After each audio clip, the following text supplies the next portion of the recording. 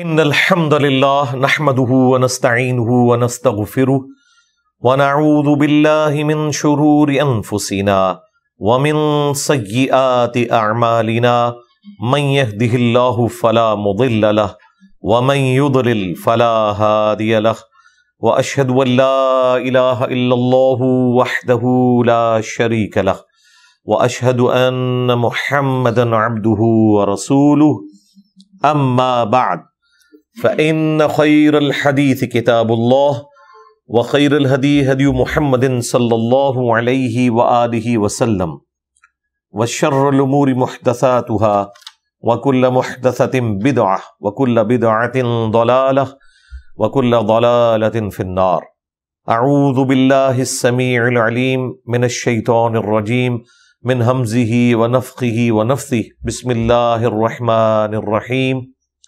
رب اشرح لي صدري ويسر لي امري واحلل عقدة من لساني يفقهوا قولي. بسم الله الرحمن الرحيم.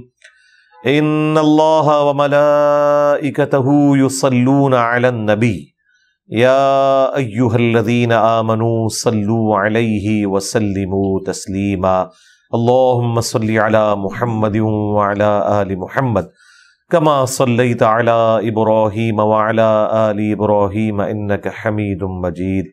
اللهم بارك على محمد وعلى آل محمد كما باركت على إبراهيم وعلى آل إبراهيم إنك حميد مجيد. اللهم ربنا آتنا في الدنيا حسنة وفي الآخرة حسنة وقنا عذاب النار.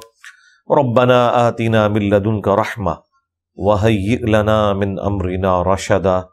لا الہ الا انت سبحانک انی کنت من الظالمین.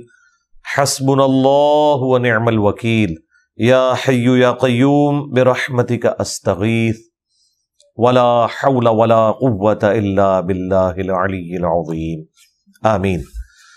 آج انشاءاللہ تعالی ہم سورہ یوسف کی آیت نمبر 58 سے آنورڈ سٹارٹ لیں گے. پچھلی دفعہ ہماری گفتگو اس چیز پہ کنکلوڈ ہوئی تھی کہ سیدنا یوسف علیہ السلام کو عزیز مصر کے عہدے کے اوپر فائز کر دیا گیا اور وہاں کی جو سمجھ لیں اکانومی تھی وہ ساری کی ساری ان کے حوالے کر دی گئی. فائنانس منسٹر بھی وہ بن گئے اور یہ عہدہ انہوں نے اللہ تعالیٰ کی وحی کی تائید سے خود مانگ کر لیا تاکہ وہ مصر کو جو آنے والے 7 سالوں میں تکلیف ہے اس میں نجات دلا سکیں اپنی اسٹریٹجیز کے ذریعے. کس طریقے سے انہوں نے معاملات کو چلایا وہ ایران والوں نے بڑے اچھے طریقے سے اس فلم کے اندر فلمایا جو 45 قسطوں کے اوپر ڈرامہ سیریل پوری بنائی ہے یوسف علیہ السلام کے اوپر. اب قحط کے سال شروع ہو چکے ہیں، یعنی 7 سال جو ہیں وہ فراوانی نعمت کے گزر چکے ہیں، ان کو اللہ تعالیٰ نے سکپ کر دیا. اب قحط کے سال شروع ہو چکے ہیں اور مصر ظاہر ہے اس وقت سب سے بڑی سویلائزیشن تھی. شام کے لوگ بھی وہاں آئے غلے کی تلاش میں اور یوسف علیہ السلام کے بھائی بھی اس تکلیف سے گزر رہے تھے. اگرچہ وہ پیغمبر کی اولاد تھے، ان کے والد بھی زندہ تھے، لیکن ان زمانوں میں یہ نہیں ہوتا تھا کہ اوپر دیکھو تو سونا، نیچے دیکھو تو سونا. بقدر ایفرٹ اللہ تعالیٰ نے ہر چیز رکھی ہوئی ہے. سیدھی سی بات ہے. اعوذ باللہ من الشیطان الرجیم. بسم اللہ الرحمن الرحیم. وجاء اخوۃ یوسف، اور آئے یوسف علیہ السلام کے بھائی ظاہر غلے کی تلاش میں پہنچ گئے الٹیمیٹلی وہاں تک. یقیناً اس میں چیزیں سکپ ہیں. یوسف علیہ السلام کو اللہ تعالیٰ نے وحی کے ذریعے بتا دیا ہوگا کہ اس طرح آپ کے بھائی آ رہے ہیں، ورنہ اتنی بڑی پوسٹ کے اوپر جو بیٹھا ہوا شخص ہے اسے نچلے کے معاملات کا اتنا آئیڈیا نہیں ہوتا کہ کون لوگ غلہ لے کے جا رہے ہیں. اور کس کس ملک سے آ رہے ہیں، ایک اجمالاً تو تعارف ہو سکتا ہے لیکن اسپیسیفکلی ایسا نہیں. تو یقیناً یہ to cut the story short اللہ تعالیٰ نے اس چیز کو اسکپ کیا ہے. اس کے پیچھے وہ ساری کی ساری چیزیں شامل ہوں گی کہ یوسف علیہ السلام کو اللہ تعالیٰ نے بتا دیا ہوگا اور انہوں نے ڈیوٹی لگا دی. ان دنوں میں تو شہروں کے گرد فصیلیں ہوتی تھیں اور دروازوں کے ذریعے لوگ انٹر ہوتے تھے، پورا انٹری کا ریکارڈ ہوتا تھا. تو یوسف علیہ السلام نے وہاں بتا دیا ہوگا یقیناً کہ اس طریقے سے جو لوگ آئیں گے شام سے تو مجھ سے ان کی ملاقات ضرور کروانی ہے. اور یہ بڑے اچھے طریقے سے انہوں نے وہ ڈرامہ سیریل جو فلمائی ہے ایران والوں نے، اس میں سب کچھ دکھایا ہے. فَدَخَلُوا عَلَيْهِ، بس وہ داخل ہوئے ان پر. فَعَرَفَهُمْ، تو یوسف علیہ السلام نے تو انہیں پہچان لیا کہ یہ میرے بھائی ہیں. وَهُمْ لَهُ مُنْكِرُونَ، لیکن وہ آپ کو پہچان نہ سکے. اب میرا معصومانہ سوال ہے کہ یوسف علیہ السلام کے بھائی ڈبل صحابہ ہیں. یوسف علیہ السلام کے صحابہ بھی ہیں اور یعقوب علیہ السلام کے. اس سے بھی بڑھ کر پیغمبر کی ڈائریکٹ اولاد ہے. اس کے باوجود وہ نہیں پہچان سکے کہ یہ سامنے جو عزیز مصر کے عہدے کے اوپر فائز ہے شخص، یہ ہمارا بھائی ہے. تو پھر ہم کیوں نہ کہیں کہ بابد شاہی کوئی نہیں، جو کہتے ہیں دلوں کا حال جان لیتے ہیں، یہ ہو جاتا ہے وہ ہو جاتا ہے. کچھ بھی نہیں ہوتا میرے بھائی. جب تک اللہ تعالیٰ وحی کے ذریعے پیغمبر کو نہ بتائے انہیں نہیں پتا چلتا. باقی لوگ تو پھر آپ چھوڑ دیں. وَلَمَّا جَهَّزَهُمْ بِجَهَازِهِمْ، اور جب یوسف علیہ السلام نے ان کے لیے خوراک کا پورا بندوبست کر دیا جس کے لیے وہ لوگ آئے تھے، قَالَ ائْتُونِي بِأَخٍ لَكُم مِّنْ أَبِيكُمْ، تو انہوں نے کہا، اب ظاہر اس میں to cut the story short ہے، یقیناً انہوں نے کانفیڈنس بحال کیا ہوگا، ان کی پوری رودات سنی ہوگی کہ بھئی ماشاءاللہ اتنے بھائی ہو تم، تو کہاں سے آئے ہو، انہوں نے بھی آگے تعارف کروایا ہوگا. تو اس سے سارے کے سارے معاملات آگے چلے ہوں گے. یوسف علیہ السلام نے فرینکنس شو کی، ورنہ ڈائریکٹ وہ کرتے تو کسی بیوقوف آدمی کو بھی اگر یہ بات کی جائے تو اس کے کان کھڑے ہو جائیں گے کہ بھئی اس کا کیا لینا دینا ہمارے اس بھائی کے ساتھ جسے ہم چھوڑ کے آئے ہیں. تو بڑے پلان کے ساتھ یوسف علیہ السلام نے اس کو مینج کیا. لیکن وہ تفصیلات قرآن میں بیان نہیں ہوئی کیونکہ قرآن کا مقصد کسی کی بایوگرافی ٹائنیز ڈیٹیل تک بتانا نہیں بلکہ اس سے مورل لیسن حاصل کرنا ہے. لہٰذا یہ مسنگ لنکس قرآن حکیم کے اندر موجود ہوتے ہیں. آپ مختلف واقعات کے اندر دیکھیں وہ موجود ہوتے ہیں. اسی طرح کے مسنگ لنکس جب احادیث کے اندر آتے ہیں تو منکرین احادیث ان کے اوپر تان کرنا شروع کر دیتے ہیں. تو نعوذ باللہ من ذالک اس قسم کا تان پھر قرآن پاک کے واقعات کے اوپر بھی ہو سکتا ہے. اگر کوئی شخص جان بوجھ کے بے ایمانی پر اترا ہو تو اس طرح کے تان وہ کر سکتا ہے کہ بھئی پوری مصر کی حکومت کے اندر جب فرعون نے یہ ڈیوٹی لگائی ہوئی ہے کہ کسی کے گھر بھی لڑکا پیدا ہوگا اسے قتل کیا جائے گا، تو موسیٰ علیہ السلام کیسے بچ گئے؟ صرف اتنا کافی نہیں ہے بتانا کہ ان کی والدہ کو اللہ تعالیٰ نے وحی کی. اس زمانے میں غیر انبیاء پہ بھی وحی ہوتی تھی اور انہوں نے ان کو پانی میں ڈال دیا. بھئی جب ان کی بہن وہاں پہنچی تو فرعونیوں کو یہ خیال نہیں آیا کہ یہی عورت پیچھے کیوں آئی ہے اور اس کی جو والدہ ہے اسی کا دودھ کیوں اس کے لیے میچ کر گیا. پلس دودھ تو بغیر اولاد کے آتا نہیں ہے. اس زمانے میں تو اس قسم کے کوئی میڈیکل علاج تو نہیں تھے جس کے ذریعے آپ مصنوعی طور پر دودھ اتار لیں. تو فرعونیوں نے نہیں پوچھا ہوگا کہ بھئی تیرا جو یہ دودھ اترا ہے تو تیری اپنی اولاد کدھر گئی جو پیدا ہوئی تھی، تو اس کا کیا جواب دیا ہوگا انہوں نے. یہ سارے مسنگ لنکس ہیں قرآن میں. لیکن یقیناً یہ اللہ تعالیٰ نے معجزانہ طور پر موسیٰ علیہ السلام کی حفاظت فرمائی. اس میں کچھ ہوا ہوگا جس کی وجہ سے ان سے یہ ساری چیزیں اوور لک ہو گئی. یہاں پہ بھی مسنگ لنکس ہیں لیکن یقیناً اسی طریقے سے انہوں نے کانفیڈنس بحال کیا. تو انہوں نے کہا کہ قال اتونی بأخ لکم من ابیکم، کہ اب جب اگلی دفعہ آؤ گے، ظاہر یوسف علیہ السلام کو تو یہ پتہ ہے کہ یہ 7 سال اب انہوں نے تکلیف قید سالی کی کاٹنی ہے. تو اگلی دفعہ جب آؤ گے اگر وہ یہ بھی ڈائریکٹلی کہتے ہیں نا کہ اگلی دفعہ تو تم نے آنا ہی ہے، تو پھر بھی ان کے کان کھڑے ہو جاتے کہ اسے کیسے پتا ہے کہ اگلے سال پھر قحط ہوگا، کیونکہ یہ تو کسی وحی میں نازل نہیں ہوا تھا کہ 7 سال قحط ہونے ہیں، وہ تو بادشاہ کا وہاں خواب تھا اور یہ سارے معاملات تھے. تو انہوں نے یقیناً اسی طریقے سے بات کی ہوگی کہ نیکسٹ بھی کبھی کوئی ایسا موقع آیا تو بھائی اس بھائی کو لے کے آنا جس کا تم ذکر کر رہے ہو، چھوٹا بھائی. تو اس کا فائدہ یہ ہوگا کہ ابھی تو یہ ہے کہ ہر ایک شخص کے بدلے 1 اونٹ کا سامان مل رہا ہے، جب وہ آئے گا تو تمہیں 1 اونٹ کا سامان فالتو مل جائے گا، یہ فائدہ ہوگا.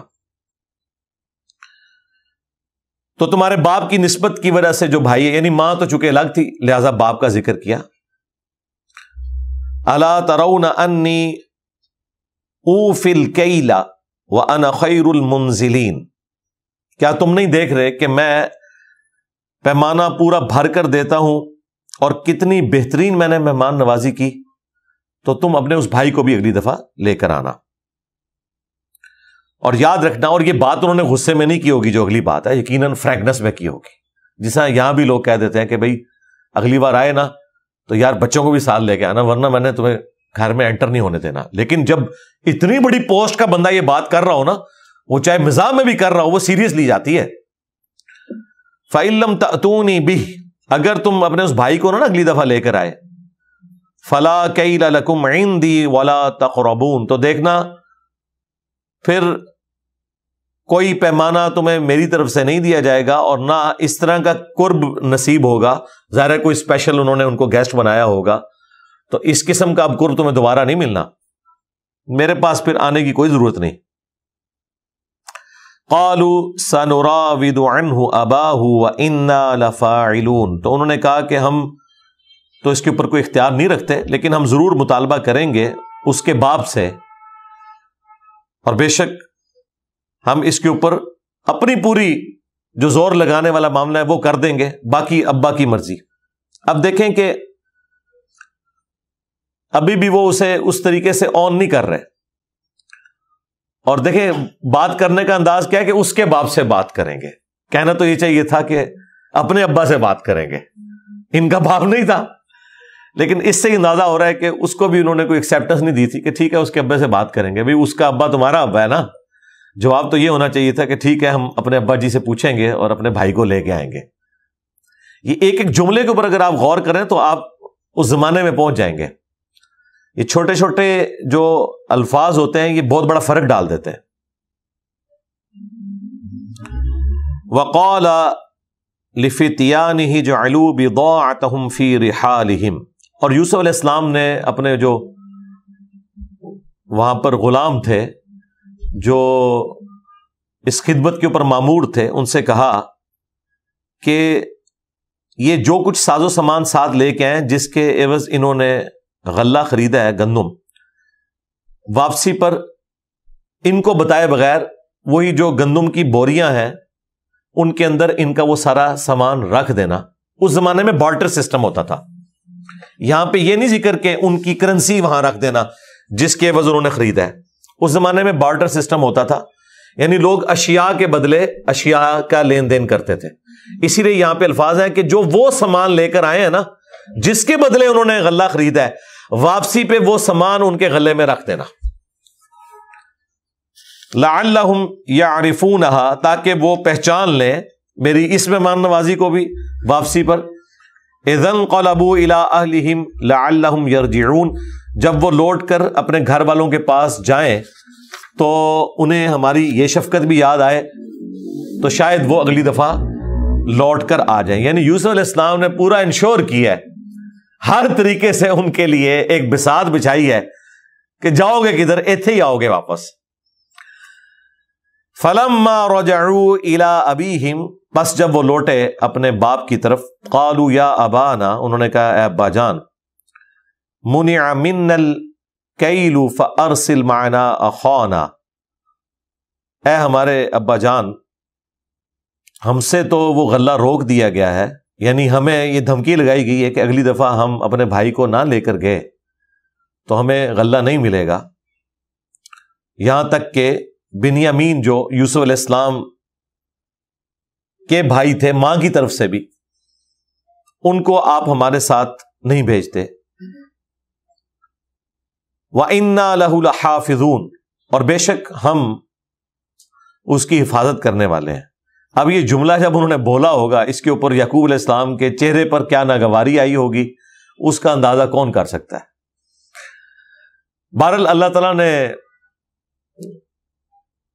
یعقوب علیہ السلام کا جواب نقل کیا ہے، قال هل آمنکم علیہ الا کما امنتکم علی اخی، انہوں نے کہا کہ اچھا میں تمہارے اوپر اسی طریقے سے اعتماد کر لوں اس بیٹے کے بارے میں بھی جس طرح کہ اس کے بھائی کے کیس میں ہوا تھا اس سے پہلے، یعنی یوسف علیہ السلام۔ آج کی لینگویج میں اسے عموماً کہا جاتا ہے ٹونٹ کرنا، میڑا مارنا، ہاں اردو ایک کام ہو ایسی نا۔ اس کا مطلب ہے جہاں پہ ضرورت پڑے نا وہاں پہ آپ کسی شخص کی پرانی غلطی کو ہائی لائٹ کر سکتے ہیں، اور یہ ہوتی ہے تنقید برائے اصلاح، اور یہ سنت ہے پیغمبر کی۔ لہذا ہم بھی جب کبھی اپنے اسٹوڈنٹ سے کہیں نا کہ بھائی یہ پچھلی دفعہ جو تم نے کام ڈالا تھا نا، آندہ کیمرے کو احتیاط سے لگانا ہے، آڈیو اس کی صحیح طریقے سے ریکارڈ کرنی ہے، اس وقت یہ ہو گیا تھا، تو انہیں برا نہیں ماننا چاہیے، بلکہ انہیں یعقوب علیہ السلام کی سنت سمجھ کے قبول کر لینا چاہیے۔ اور ظاہر ہے کہ انسان لرن کرتا ہے ان چیزوں سے۔ جس طرح تم نے اس کے بھائی کے ساتھ کیا تھا اسی طریقے سے اب میں اس کے معاملے میں بھی تم پر اعتماد کر لوں۔ فَاللَّهُ خَيْرٌ حَافِظًا وَهُوَ أَرْحَمُ الرَّاحِمِينَ، اور بے شک اللہ ہی بہتر حفاظت فرمانے والا ہے اور وہ سب سے بڑھ کر مہربان ہے۔ دیکھیں پیغمبر کتنے گاڈ اورینٹڈ ہوتے ہیں، اگر کوئی تکلیف بظاہر مخلوق کی طرف سے بھی اٹھانی پڑی ہے تو اسے تقدیر کی طرف منسوب کرتے ہیں کہ یقیناً اللہ تعالیٰ بہتر حفاظت فرمانے والا ہے، اگر اللہ کی اس وقت مرضی ہوتی تو مجھے یوسف اسی وقت مل جاتا، یقیناً اللہ تعالیٰ کی کوئی حکمت ہوگی جو یہ سارا معاملہ ہوا۔ اب اگلی قسط اس کی آنے والی ہے، وہ یہ کہ ابھی تو انہوں نے صرف یوسف علیہ السلام کے اخلاق کا ذکر کیا اور انہیں نہیں پتا تھا کہ یہ ان کے بھائی ہیں، وہ تو انہیں عزیز مصر کے طور پر دیکھ رہے تھے۔ اگلی قسط یہ آئی وَلَمَّا فَتَحُوا مَتَاعَهُمْ، جب انہوں نے اپنا وہ سامان کھولا گندم والا، وَجَدُوا بِضَاعَتَهُمْ، تو انہوں نے اپنا سارا سامان جو تھا وہ وہیں پر پا لیا جس کے عوض انہوں نے گندم لی تھی، ردت الیہم، کہ انہیں واپس کر دیا گیا وہ۔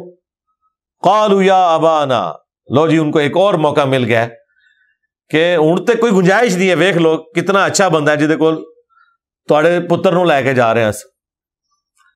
قالوا یا ابانا، انہوں نے کہا اے ابا جان، ما نبغی، اب اور ہم کیا چاہیں گے سوائے اس کے کہ جو اتنے بڑے احسان کرنے والا شخص ہے، ہذہ بضاعتنا ردت الینا، کہ ہمارا جو سرمایہ تھا جس کے عوض ہم نے گندم خریدی تھی وہ بھی ہمیں لوٹا دیا گیا۔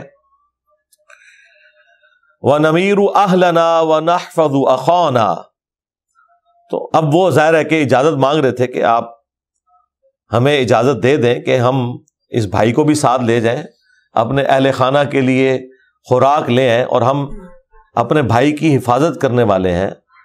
وَنَزْدَادُ كَيْلَ بَعِيرٍ، اور اس کے جانے کی برکت یہ ہوگی کہ ایک اونٹ کا سامان ہمیں فالتو مل جائے گا۔ ذَلِكَ كَيْلٌ يَسِيرٌ، اور یہ غلہ جو ہم آلریڈی لے کر آئے ہیں یہ تھوڑا ہے، تھوڑا اس لیے ہے کہ ہر اونٹ کے اعتبار سے انہیں ایک فیملی کا کھانا ملا تھا نا، تو بنیامین تو گیا نہیں تھا، تو اس کی فیملی نے اوپر دیکھے تو سونا، نیچے دیکھے تو سونا تو نہیں کرنا تھا نا، تو وہ ڈیوائیڈ کیا نا، جو باقی کے 10 بھائی تھے ان سے تھوڑا تھوڑا لے کر کیا، تو انہوں نے ابا جان کو یہ کہا کہ دیکھیں پہلے ہم نے 10 نے مل کے اس کی فیملی کو بھی شیئر کیا ہے، تو اب بہتر یہ ہے کہ اسے بھی ساتھ بھیجیں، کیونکہ پہلے ہی کھانا تھوڑا ہے، یہ اپنے حصے کا کھانا تو ہمارے ساتھ لے کر آئے نا۔ قال لن ارسلہ معکم، انہوں نے کہا میں کبھی بھی اسے تمہارے ساتھ نہیں بھیجوں گا، حتی، یہاں تک کہ تؤتونی موثقا من اللہ، کہ تم میرے ساتھ پختہ عہد کر لو اللہ کو گواہ بنا کر، اللہ کی قسم مجھے دو، لَتَأْتُنَّنِي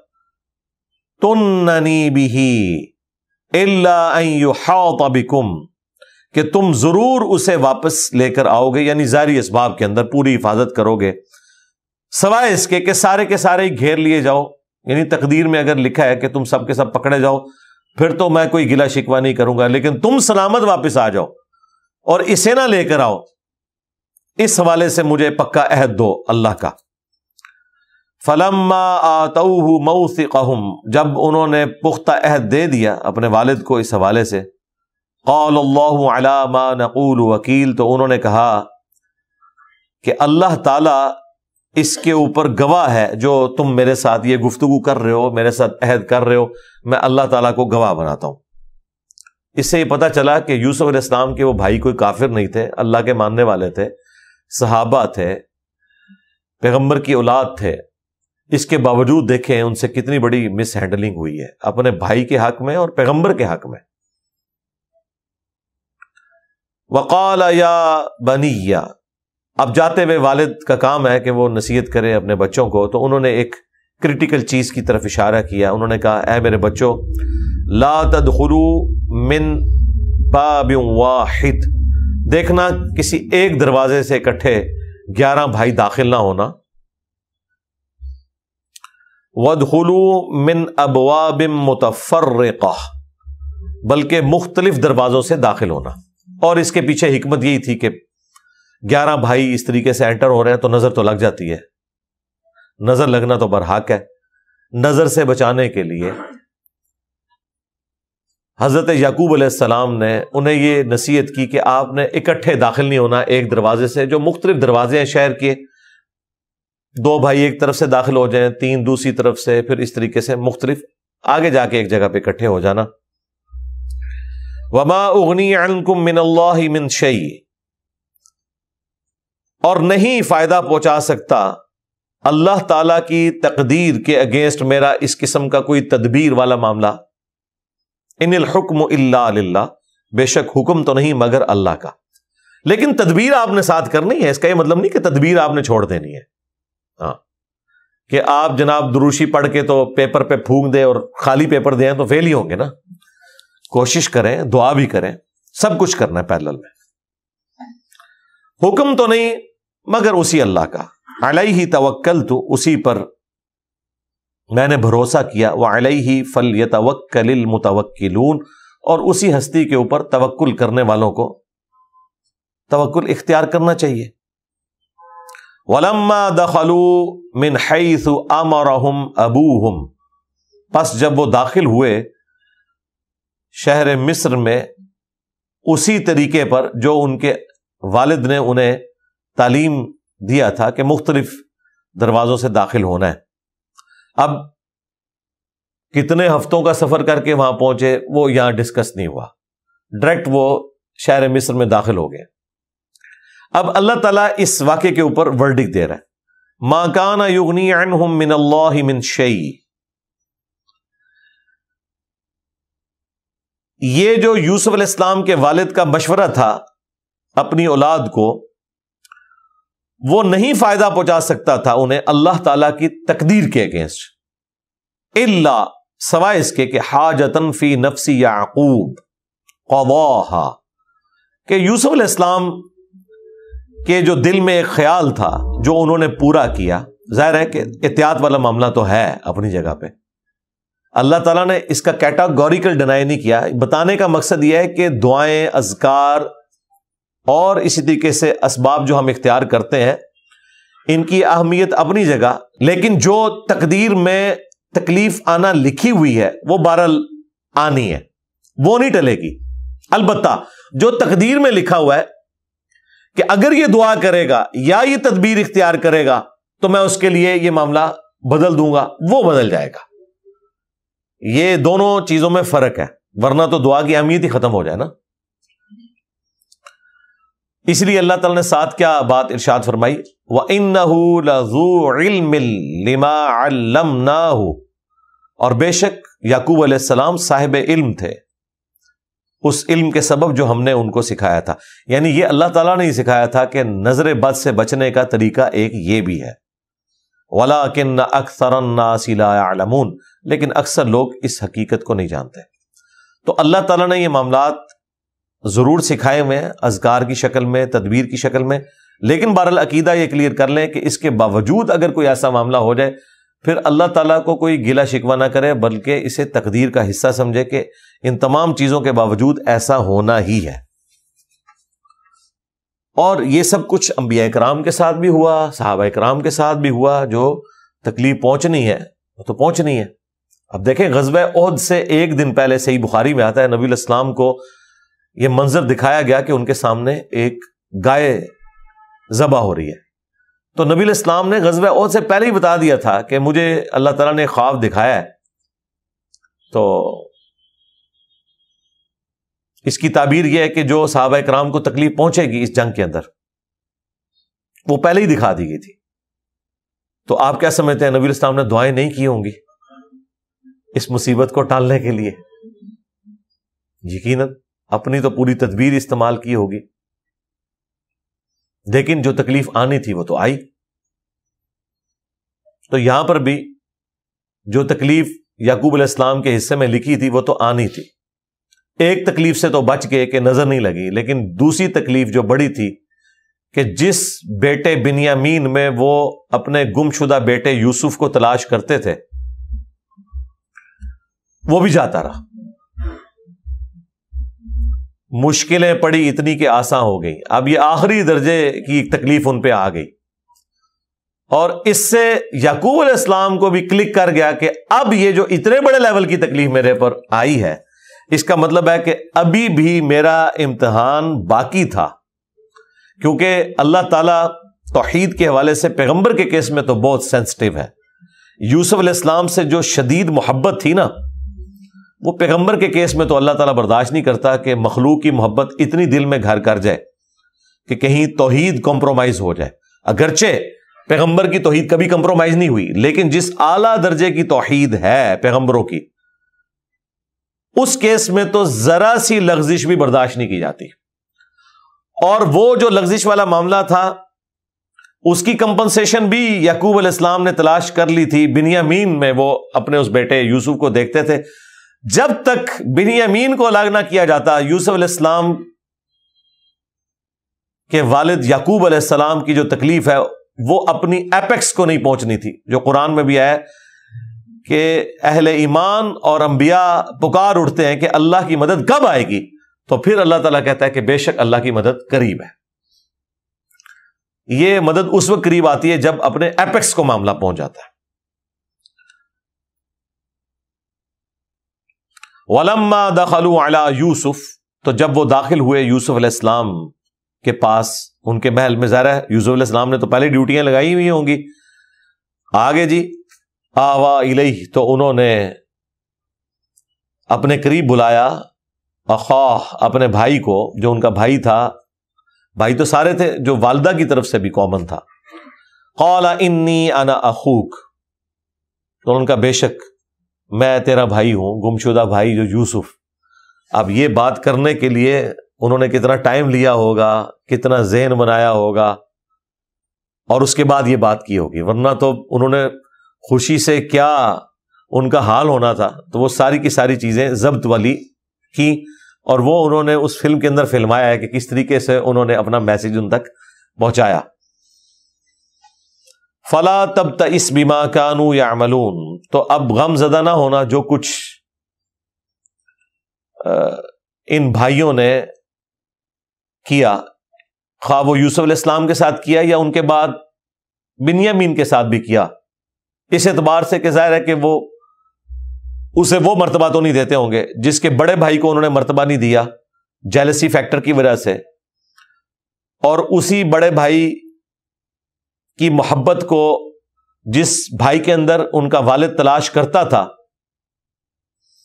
تو اسے بھی کبھی ایکسیپٹنس نہیں ملی ہوگی۔ یقیناً اس میں تو کوئی بات دوسری رائے ہو ہی نہیں سکتی، اسی لیے یوسف علیہ السلام نے تسلی دی۔ فَلَمَّا جَهَّزَهُمْ بِجَهَازِهِمْ، اب پھر وہی اسٹیج آ گئی کہ جب پورا ساز و سامان انہوں نے دے دیا ان کو، تو اب یوسف علیہ السلام کو اللہ تعالیٰ نے ایک ترکیب سجھائی کہ آپ اس طریقے سے کریں اور اس بھائی کو روک بھی لیں اپنے پاس اور باقی بھائیوں کو پتہ بھی نہ چلے، اور وہاں پر جو قانون تھا اس کی وائلیشن بھی نہ ہو، اور اس تدبیر کو اللہ تعالیٰ نے اپنی طرف منسوب کیا. کذالک کدنا لیوسف، یہ ہم نے یوسف کو سکھایا تھا. کیا سکھایا تھا؟ اب یہ ایک طرح کا آپ سمجھ لیں توریہ بھی ہے، تقیہ بھی ہے، لیکن جب کیٹاسٹرافک کنڈیشن ہو تو اس طرح کی تدبیر اختیار کرنا یہ جائز ہے. جب وہ پورا ساز و سامان ان کو دے دیا، جعل السقایۃ فی رحل اخی، تو انہوں نے اپنا ایک قیمتی جو پیالہ تھا نا وہ اپنے بھائی کے ساز و سامان میں رکھ دیا. ثم اذن مؤذن، اور پھر ایک پکارنے والے نے پکارا، اور ظاہر فوراً تو نہیں پکارا، وہ سامان میں طریقے سے رکھ دیا. اس کے بعد وہ قافلہ روانہ ہو گیا، پیچھے سے آواز لگائی، کیونکہ یہ ایک آواز لگانے والا جو آواز لگا رہا ہے تو یقیناً تھوڑا وہ دور چلے گئے ہوں گے، ورنہ تو پتہ چل جاتا کہ یہ پیچھے کیا پلان ہو رہا ہے. اس نے آواز دی، ایتھا العیر انکم لسارقون، اے قافلے والو بے شک تم تو کوئی شک نہیں اس کے اندر کہ چور ہو، ضرور چور ہو. قالوا واقبلوا علیہم ماذا تفقدون، تو انہوں نے حیرت زدہ ہو کر جواب دیا کہ تمہاری کون سی چیز گم گئی ہے جس چوری کا الزام ہم پہ لگا رہے ہو؟ ہم تو وہی غلہ لے کے نکلے، چوری کہاں سے کر لی؟ قالوا نفقد صواع الملک، انہوں نے کہا کہ ہمارا جو بادشاہ ہے نا اس کا ایک پیالہ ہے بڑا قیمتی، وہ گم ہو گیا. وَلِمَنْ جَاءَ بِهِ حِمْلُ بَعِيرٍ، اور جو شخص بھی ڈھونڈے گا نا اسے ہم ایک اونٹ کے برابر غلہ فری دے دیں گے انعام کے طور پر. اور پکا کر دیا، کہیں شک بھی نہ پڑے. تو مطلب اس کے بعد انہیں یقین آ گیا ہوگا کہ یقیناً کوئی چیز گمی ہوئی ہے، کوئی ہمارے خلاف پلان نہیں ہو رہا. وَأَنَا بِهِ زَعِيمٌ، اور اس ندا دینے والے نے کہا کہ میں اس کا ضامن ہوں کہ اگر کوئی یہ گمشدہ پیالہ لے آئے جہاں سے بھی لے آئے تو ہم اسے ایک اونٹ کے برابر غلہ دیں گے. قالوا تاللہ، انہوں نے کہا اللہ کی قسم، لقد علمتم ما جئنا لنفسد فی الارض، بے شک تم لوگ خوب جانتے ہو کہ ہم کوئی زمین میں فساد مچانے نہیں آئے، ہم تو خود 2 وقت کی روٹی کے لیے یہاں پہ آئے ہوئے ہیں. خدا خدا کر کے ہمیں یہ غلہ ملا ہے تو ہم نے اس قسم کی حرکت کیوں کرنی ہے کہ جس کی وجہ سے ہم اپنے لیے اتنا بڑا فساد کھڑا کر لیں. اتنی بڑی سلطنت کے ایک بڑی پوسٹ کے بندے کے ساتھ ایسے کیسے ہو سکتا ہے؟ لاجیکلی تو بات ٹھیک ہے. وما کننا سارقین، اور ہم اس میں کوئی شک ہی نہیں ہے کہ ہم کوئی چوری کرنے والے نہیں ہیں. قالوا فما جزاؤہ ان کنتم کاذبین، تو یوسف علیہ السلام کے جو خادم تھے انہوں نے کہا کہ بتاؤ کہ کیا سزا ہوگی اگر تم جھوٹے ثابت ہو جاؤ اور تمہارے قافلے میں سے ہی کوئی مال نکل آئے. اب چونکہ وہ کانفیڈنٹ تھے تو انہوں نے کہا ٹھیک ہے جی، جو سزا وہاں پہ رائج تھی بنی اسرائیل کے اندر ٹریڈیشن میں وہی انہوں نے بتا دی کہ بھئی ہم تو اپنے چوروں کے ساتھ یہ کرتے ہیں. قالوا جزاؤہ من وجد فی رحلہ، انہوں نے کہا کہ بدلہ یا سزا اس چیز کی کہ جس کے سامان میں وہ چیز نکل آئے، فہو جزاؤہ، تو وہی اس کا بدلہ، یعنی اس کو تم نے غلام بنا لینا. ظاہر ہے غلامی والا سسٹم تو چل رہا تھا. کذالک نجزی الظالمین، اس طریقے سے ہی ہم ظالموں کو بدلہ دیا کرتے ہیں، سزا دیا کرتے ہیں، یعنی ہمارے علاقے میں تو یہی چلتا ہے. تو ظاہر ہے وہ یہی تو چاہتے تھے، اور یوسف علیہ السلام کو یہ پتا تھا کہ ان کے علاقے میں یہی کچھ ہوتا ہے. اگر وہ یہ بات چھپاتے بھی نا تو یوسف علیہ السلام نے یہی کہنا تھا کہ ادھر کے قانون کو چھوڑو، تم بتاؤ تم کیا سزا دیتے ہو. کیونکہ یوسف علیہ السلام کو تو پتا تھا کہ میں نے اس کے عوض اپنے بھائی کو روکنا ہے، اور وہ انہوں نے اپنے منہ سے بول کے کہہ دیا. فَبَدَأَ بِأَوْعِيَتِهِمْ قَبْلَ وِعَاءِ أَخِيهِ، پس انہوں نے تلاشی لینی شروع کر دی بنیامین جو ان کا بھائی تھا اس کے سامان سے پہلے باقی لوگوں کے سامان کی. ڈائریکٹ ادھر سے شروع کرتے ہیں تو پھر بھی ڈسکلوز ہو سکتی ہے یہ چیز کہ تو پورا پلان ہوا ہے. تو انہوں نے کہا پہلے باقی چیک کرو نا، تاکہ کسی کو شک بھی نہ ہو کہ اس کو ہم نے سنگل آؤٹ کیا ہوا ہے. قبل وعاء اخیہ، ان کے بھائی کے ساز و سامان کی تلاشی سے پہلے باقیوں کے لیے. ثم استخرجها من وعاء اخیہ، اور اس کے بعد انہوں نے آخر کار وہ پیالہ ریٹریو کر ہی لیا ان کے بھائی بنیامین کے سامان میں سے. کذالک کدنا لیوسف، یہ وہ تدبیر ہے جو ہم نے یوسف کو سکھائی تھی. میں آپ کو دعوے سے کہتا ہوں کہ یہ تدبیر اگر بخاری شریف میں آئی ہوتی نا تو منکرین احادیث کے ہاتھ میں اتنا بڑا کوڑا آ جاتا کہ دیکھو یار، پیغمبر کا کریکٹر اتنا اعلیٰ درجے کا، پیغمبر اس قسم کا دھوکہ دے گا. 100 طریقے ہو سکتے تھے اس کو روکنے کے، اس طریقے سے دھوکہ دے کے اپنے بھائی کو روکا. لیکن چونکہ یہ واقعہ قرآن کے اندر آیا ہوا ہے، قرآن کا وہ انکار نہیں کر سکتے، تو وہ اس کی تعویل کریں گے جس طریقے سے میں نے کی. تو یہ ساتھ ساتھ میں اس لیے کلیریفائی کرتا ہوں، مقصد کوئی قرآن پاک کی توہین کرنا نہیں ہوتا. مقصد یہ ہوتا ہے کہ جس مبارک ہستی نے ہمیں قرآن دیا اسی نے سنت اور حدیث بھی ہمیں دی. تو جو احادیث صحیح سند کے ساتھ ثابت ہیں، نبی صلی اللہ علیہ وآلہ وسلم کے فرامین، ان کا مذاق صرف اس وجہ سے اڑانا کہ وہ حدیث کے اندر آ گئی ہے بات، اور اس قسم کے عقل کے گھوڑے دوڑانا کہ اس میں توہین کا پہلو ہو، تو یہ بالکل غلط بات ہے. تو اللہ تعالیٰ نے اس چیز کو اپنی طرف منسوب کیا کہ یہ ہم نے یوسف کو سکھایا تھا. صرف یوسف علیہ السلام کی طرف بھی منسوب کیا جاتا پھر بھی یہ کوئی راستہ نکال لیتے کہ یوسف علیہ السلام کا ذاتی اجتہاد تھا. اللہ تعالیٰ کہہ رہے ہیں ہم نے سکھایا کہ ایسے کرو. ما کان لیأخذ اخاہ فی دین الملک، یوسف علیہ السلام کے لیے یہ ممکن نہیں تھا وہاں جو بادشاہ کا قانون تھا اس میں کہ وہ یوں اپنے بھائی کو روک سکتے، سوائے اس طریقے کے کہ جو انہوں نے اختیار کیا. اس کا مطلب ہے کہ انصاف کا نظام کیسا تھا.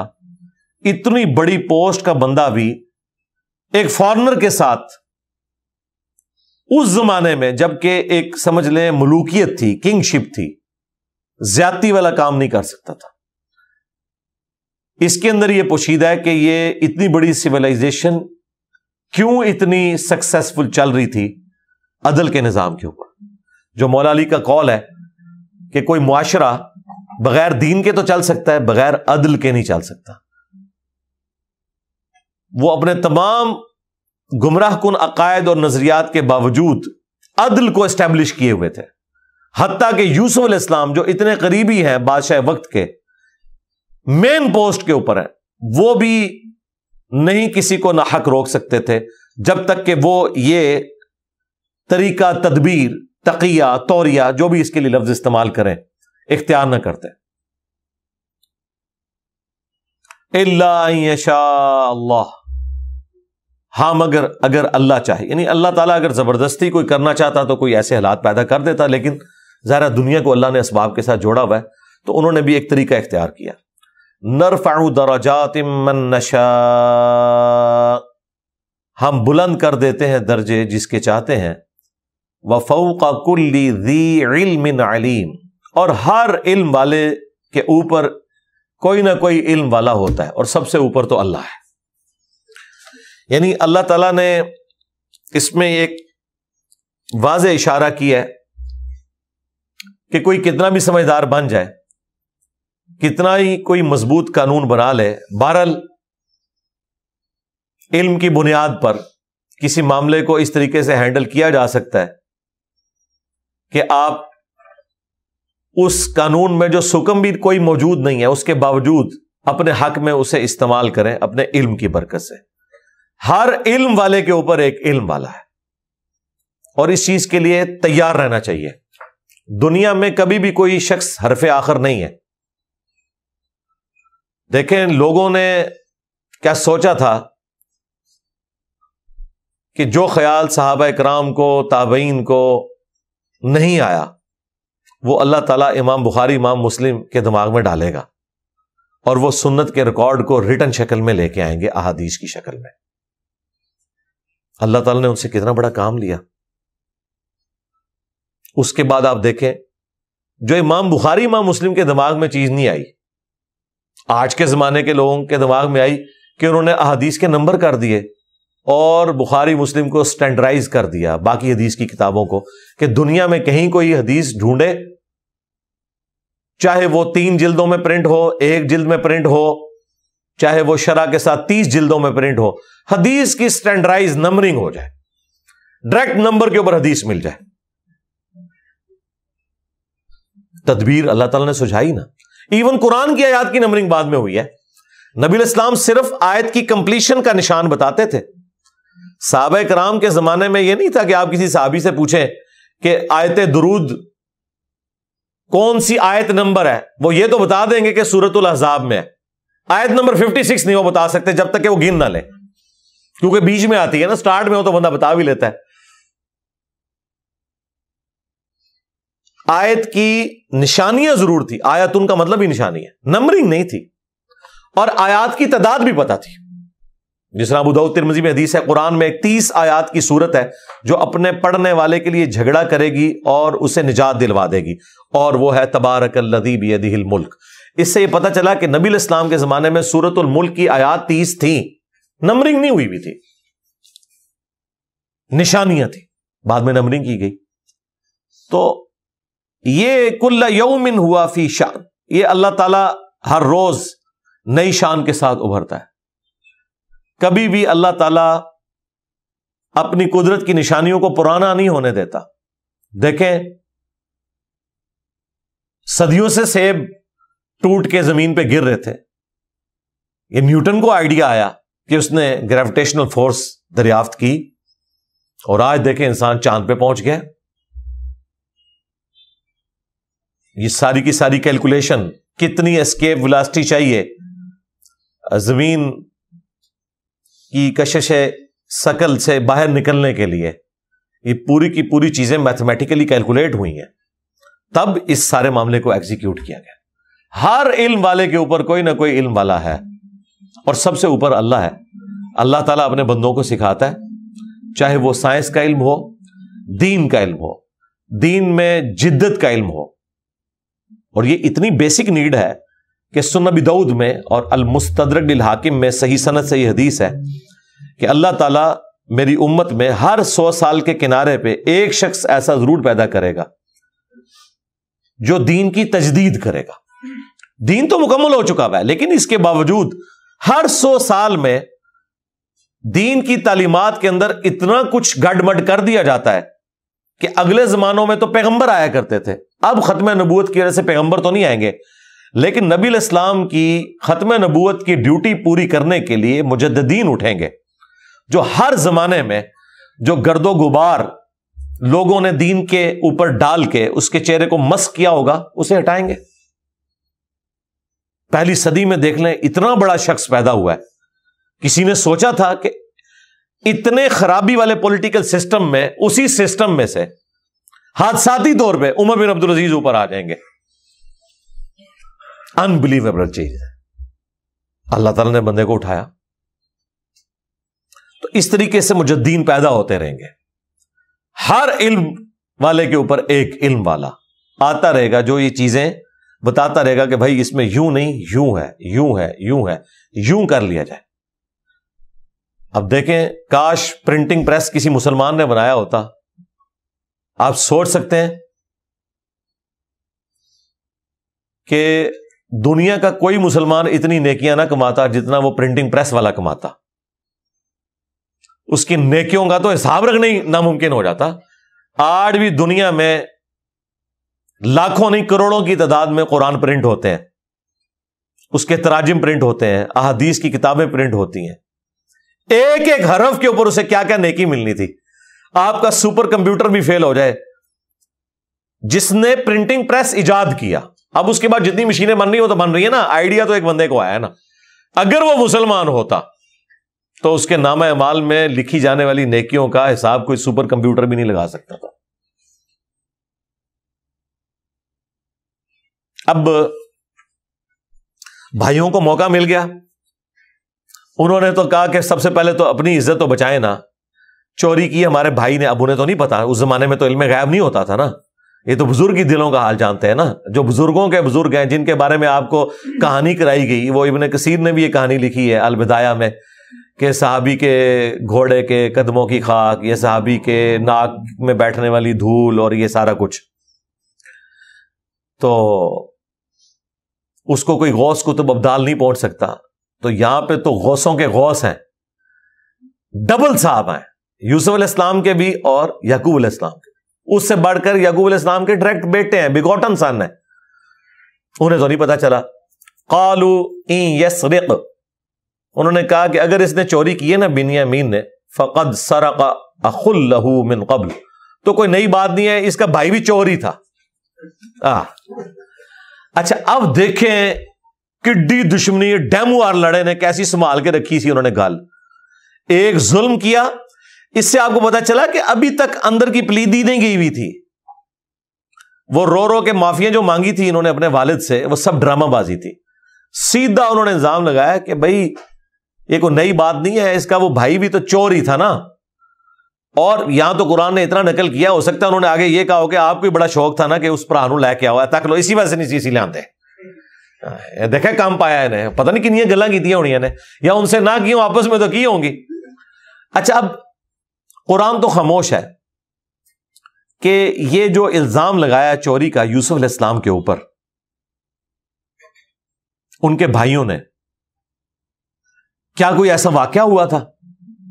لیکن اسرائیلی روایتوں میں ملتا ہے، اور وہ یوسف علیہ السلام پہ جو فلم فلمائی ہے نا ایران والوں نے، انہوں نے ایک واقعہ اس میں فلمایا کہ یوسف علیہ السلام جب اپنی ینگ ایج میں تھے نا، تو یوسف علیہ السلام ظاہر ہے ایک غیر معمولی پرسنالٹی تھے، تو ان کی پھپھی ان سے بڑی محبت کرتی تھی، انہوں نے ان کو بیٹا بنایا ہوا تھا، اور وہ اپنے بھائی سے کہتی تھی کہ کچھ دن کے لیے یوسف کو میرے پاس بھیج دو. جس طرح آپ کو ہوتا ہے بہنیں تو اپنے بھائیوں اور بہنوں کی اولاد سے اتنی محبت کرتی ہیں کہ وہ اپنے خامدوں سے بھی لڑائیاں لے لیتی ہیں. یہ لادہ بات ہے کہ شادی کے بعد جب وہ اپنی بھانجی اور بھتیجی کو لے کے آئیں تو وہ دشمن اول وہی خالہ اور پھوپھی بن جاتی ہے. یہ لادہ بات ہے، کیونکہ اپنی سلطنت میں تو کوئی شیئر نہیں کرنے دیتا نا. شرک تو دیکھیں بندہ بھی نہیں برداشت کرتا، اللہ نے کہاں سے برداشت کرنا ہے؟ عورت شرک نہیں برداشت کرتی، وہ شرک ہی ہو رہا ہوتا ہے نا. بیٹا شیئر ہو رہا ہوتا ہے، کچن شیئر ہو رہا ہوتا ہے. تو یوسف علیہ السلام کی پھوپھی اپنے بھائی یعقوب علیہ السلام سے یہ کہتی تھی کہ اس کو کچھ دن کے لیے میرے پاس چھوڑ دو، تو وہ نہیں چھوڑتے تھے. تو انہوں نے بھی ایک ہیلا کیا تھا اسی طریقے سے. ایک قیمتی لباس تھا جو یوسف علیہ السلام کے سامان میں انہوں نے چھپا لیا، اور پھر کہا کہ میرا اس طریقے سے وہ سامان نہیں مل رہا. تو یعقوب علیہ السلام بھی اس زمانے میں کوئی علم غیب والا معاملہ تو نہیں تھا جب تک اللہ نہ بتا دے. تو انہوں نے کہا ٹھیک ہے بھی، جس کے بھی سامان سے نکلتا ہے اس کو پھر تم اتنے دن کے لیے اپنے پاس رکھنا. تو یوسف علیہ السلام کے سامان سے وہ نکل آیا، اور وہ پھوپھی چند دن کے لیے ان کو لے گئی. یہ واقعہ فلمایا انہوں نے اس فلم کے اندر، اور اس کی طرف اشارہ تھا ان کے بھائیوں کا کہ بچپن میں یوسف جو اس کا بڑا بھائی تھا نا، وہ بھی چور تھا، اس نے بھی یہ کیا تھا. ورنہ تو کوئی اور کرینہ بنتا نہیں، یقیناً کوئی ایسا واقعہ تھا جس کی وجہ سے انہوں نے کوٹ کیا. حالانکہ یوسف علیہ السلام نے تو کوئی چوری نہیں کی ہوئی تھی. اب یوسف علیہ السلام نے اپنے دل میں کہا فَأَسَرَّهَا یوسف علیہ السلام نے اس معاملے کو چھپا لیا فی نفسی اپنے جی میں، وَلَمْ يُبْدِهَا لَهُمْ اور یہ ظاہر نہ کیا، اور جی ہی جی میں کہا قَالَ أَنْتُمْ شَرٌّ مَكَانًا کہا کہ تم ہی ہو اصل میں شریر، بری جگہ پر تم ہی کھڑے ہو. وَاللَّهُ أَعْلَمُ بِمَا تَصِفُونَ اور اللہ خوب جانتا ہے جو تم یہ جھوٹا الزام لگا رہے ہو نا اپنے بھائی کے اوپر. ظاہر ہے وہ تو خود تھے، اور عین ممکن ہے وہ پھوپھی والا واقعہ نہ بھی ہوا ہوتا تب بھی یہ بھائی جس یعنی طریقے سے بہیو کر رہے تھے جھوٹا الزام بھی لگا سکتے تھے. لیکن چونکہ پیغمبر کی اولاد تھے، صحابی تھے، ہو سکتا ہے آپ کو فتویٰ نہ لگا دیں گستاخ صحابہ کا، تو یقیناً کسی انہوں نے واقع کوئی بنیاد بنا کے ایسا کیا ہوگا. یہاں سے یہ بھی پتا چلا کہ یوسف علیہ السلام کو اگرچہ یہ پتا چل گیا تھا کہ جھوٹ بول رہے ہیں، لیکن انہوں نے ان کو اس وقت نہیں بتایا، کیونکہ ابھی انہوں نے اپنا پلان پورا کرنا تھا.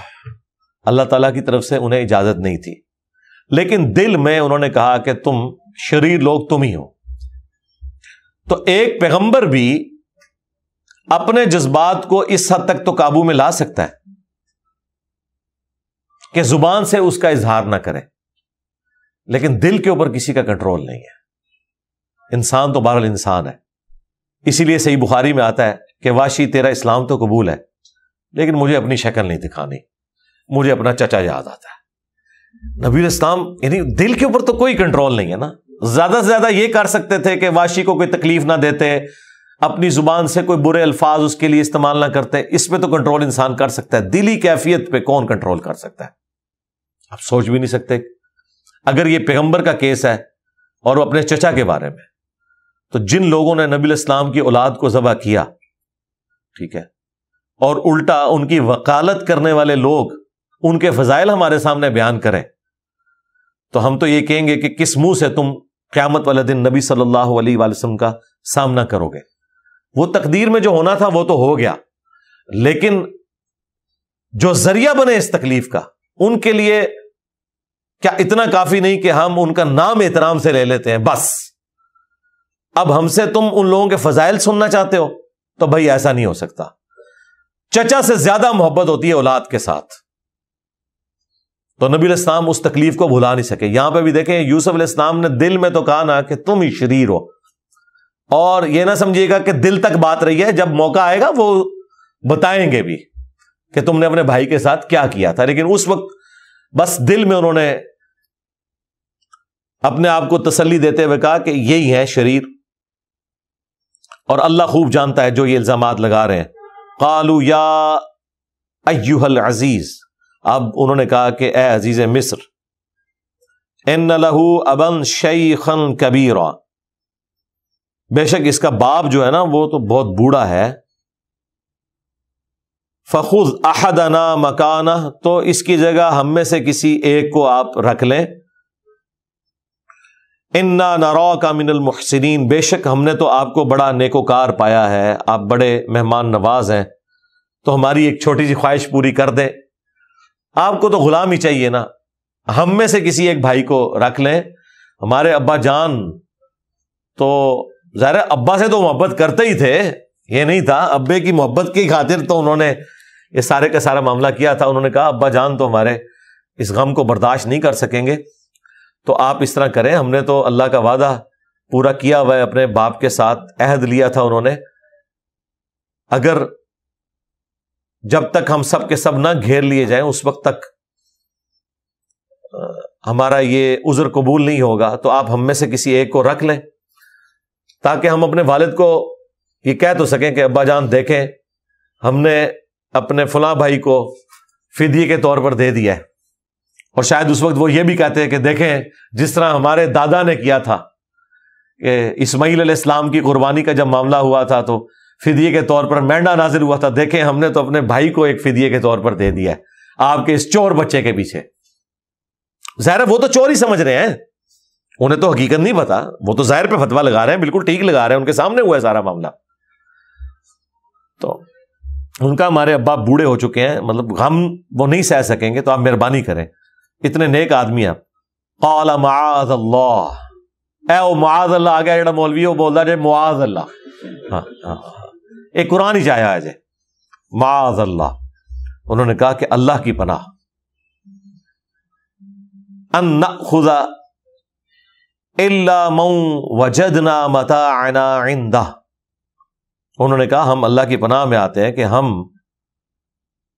پکڑ لیں کسی اور کو اس کیس کے اندر، ایسا نہیں ہو سکتا سوائے اس کے کہ جس کے سامان میں ہم نے وہ قیمتی پیالہ پایا ہے۔ انا اذا لظالمون، اور اگر ہم ایسا کرتے ہیں، اللہ کی پناہ میں آتے ہیں کہ ہم اس قسم کی کوئی حرکت کریں کہ ہم پکڑ لیں کسی ایسے شخص کو کہ جس کے سامان میں وہ نہیں نکلا، تو ہم تو ظالموں میں شمار ہو جائیں گے، تو ایسا کام ہم بالکل نہیں کر سکتے۔ انشاءاللہ تعالیٰ اگلی دفعہ یہیں سے ہم سٹارٹ لیں گے، یہ آیت نمبر 79 کے اوپر گفتگو کنکلوڈ کرتے ہیں۔ اللہ تعالیٰ سے دعا ہے جو حق بات میں نے کہی اللہ تعالیٰ ہمارے دلوں میں راسخ فرمائے، اگر جذبات میں میرے منہ سے کوئی غلط بات نکل گئی تو اللہ تعالی ہمارے دلوں سے ہی دھو ڈالے، ہمیں معاف بھی فرما دے، ہمیں کتاب و سنت کی تعلیمات پر عمل کر کے دوسرے بھائیوں تک پہنچانے کی توفیق عطا فرمائے۔ سبحانک اللہم و بحمدک، اشہد ان لا الہ الا انت، استغفرک و اتوب الیک، وما علینا الا البلاغ المبین۔ جزاکم اللہ خیرا۔